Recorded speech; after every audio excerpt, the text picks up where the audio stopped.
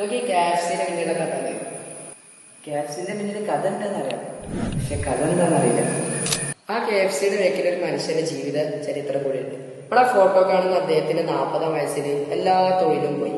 അങ്ങനെ അദ്ദേഹത്തിന്റെ 50-ാം വയസ്സിൽ അദ്ദേഹത്തിന്റെ കഫയും കൂട്ടിപ്പോയി. അങ്ങനെ അദ്ദേഹത്തിന്റെ 65-ാം വയസ്സിൽ 11 സീക്രട്ട് റെസിപ്പീസ് വെച്ച് ഒരു ചിക്കൻ അദ്ദേഹം ഉണ്ടാക്കി. അങ്ങനെ അദ്ദേഹത്തിന്റെ അയൽപക്കത്തുള്ള 110 റെസ്റ്റോറന്റുകളിൽ അതിനെ കൊടുത്തിട്ടും 109 റെസ്റ്റോറന്റുകളും അതിനെ നിരസിച്ചു. അവസാനം ഒരൊറ്റ റെസ്റ്റോറന്റിൽ അത് വിജയിച്ചു. അവിടുന്നാണ് KFCയുടെ തുടക്കം.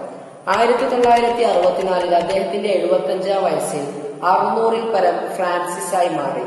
അവിടുന്ന് മുതലാണ് ഈ KFCയുടെ വളർച്ച.